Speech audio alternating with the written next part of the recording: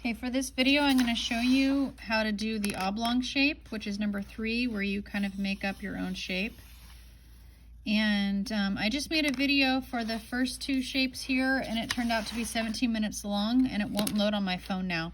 So I'm going to make you guys an oblong shape video, and then when I get another minute, I will try to recreate another video with all 3. However, what you can do is you can go into demos on the home page in Canvas, and you can find my other video on shading, which is the first link in your demo videos, and it does show how to shade these first 2 shapes, okay? So let's focus on oblong. Oblong is a made-up shape. Here's my direct light source shooting onto my object. I'm gonna fill in the entire shape, okay, with my lightest color, and I'm gonna try and go and do this as fast as I can for demo reasons. But you know, you don't want to be super sloppy. You want to try your best to just really fill it in really lightly. And I'm kind of leaving some space below on the shape so that I have some reflective light underneath. Just like in the sphere, how you shade the sphere, you leave some reflective light, because that way you have the optical illusion. So let me show you what I mean by that. When you leave reflective light here underneath the object, this is the lighter version of what the core shadow is, then you have the optical illusion where it stands out. So in this version, I'm creating this kind of reflective light all along the bottom. My core is going to be here, so I'm going to go back in with a little bit of yellow and kind of darken this area just a little bit. Okay, so the whole space is kind of filled in. I'm going to go back in a little bit towards the edges, leave it nice and light. And then I'm going to take my medium color, my orange, and I'm going to go to the edge over here. This is the space that's the darkest, because here's my light source. So if you go this way, this is the darkest. So I'm going to go and very carefully and very lightly, little circles and pushing. Okay, I'm going to go ahead and make a core shadow over here. So this is like the edge, and it's the lightest. And I'm going to move my whole body, actually, and my wrist, and move this angle so that way the paper stays for you, so you can see what I'm doing and I don't move the paper around too much. But you by yourself, what you do want to do is have it so that you're moving your paper around for your convenience. I'm just not doing that so that you can see what I'm doing upright the entire time.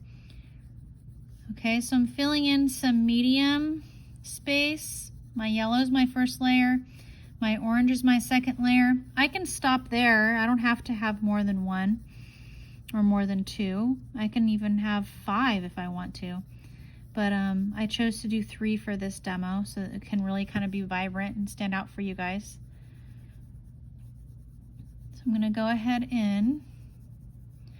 And this is the direct light source here. So this is the highlighted area, the lightest area. This is the dark area down here, because yes, it might be shooting right here, but maybe down here it's a little bit darker, and I can lighten this up a little bit with my eraser if I choose to do that. But I'm gonna go in and I'm lifting from the darkest areas. I'm push, push, push, push, and then I'm lifting as I go. So that's pressure that I'm referring to.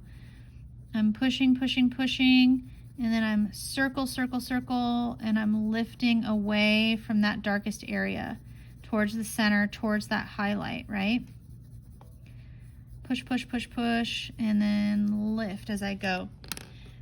Don't forget, you don't want to press too hard, because then now I'm doing my darkest color, my last color, and I have to really kind of get in there and make sure I'm pushing an okay amount, because what happens is if you push too much, the binding agent inside the pencil is called wax, and the wax holds the pigment together. The pigment is the color, and it's technically like a powder that they put inside of the cylinder, the wooden cylinder of the pencil. And if you put your pencil down like this, it'll all fall out, but inside you have wax, and that holds it together so you can color. If you press too hard, what happens is that wax will surface onto your paper. That's called wax bloom. And you want to avoid wax bloom until you're on your last color. So technically right now it really doesn't matter if I'm pressing too hard. I know I'm on my last color, I'm on my red. I have my colors in front of me as I go, okay? I try to make sure that I'm mindful of how many colors I have in front of me. So what I do is I set them in front of me as light, medium, dark from left to right. I sharpen them, I have them prepped. I can see how many I have left. And that helps, especially if you want to use, you know, like 6 shades of blue or something like that. You can look and see how many you have left, right? And so you know how hard to press and when you can kind of use your medium values a little bit harder and then your darkest ones, right? So circle, circle, circle, circular motion. I'm scribbling, I'm scribbling. I'm making this a little bit deeper right here, okay?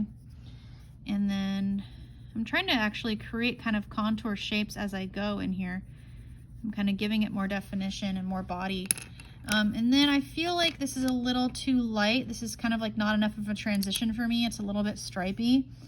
So I'm gonna go in with my orange and kind of give this side right here that's not totally directly facing the highlight. I'm gonna give it a little bit more orange.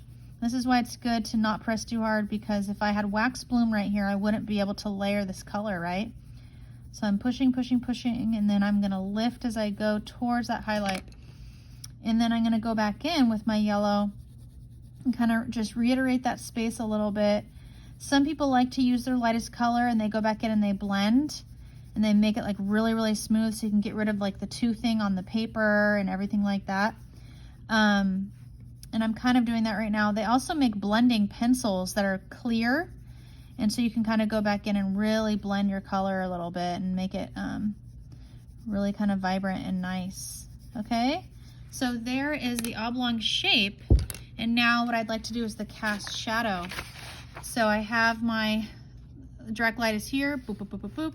I'm gonna go right here underneath. I'm hugging that space. I'm kind of making it thin out right here. There's not gonna be a shadow anywhere over here. So I'm kind of deciding where am I gonna put this right now. I think I'll go back in here, up in here, right here. And I'm gonna push and pull away from that edge. So push, push, push, push, and lift. Okay, so I'm pushing and then I am lifting as I go. And I'm gonna go in this direction because the light is here.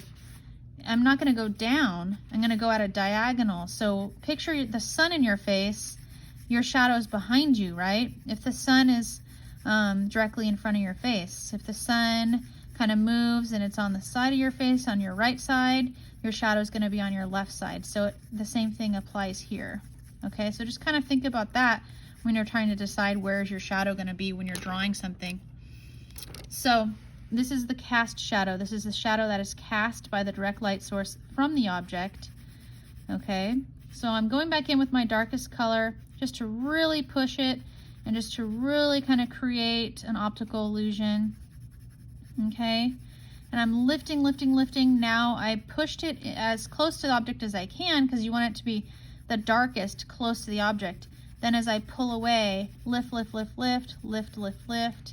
I'm making sure it's not too stripey, and there you go.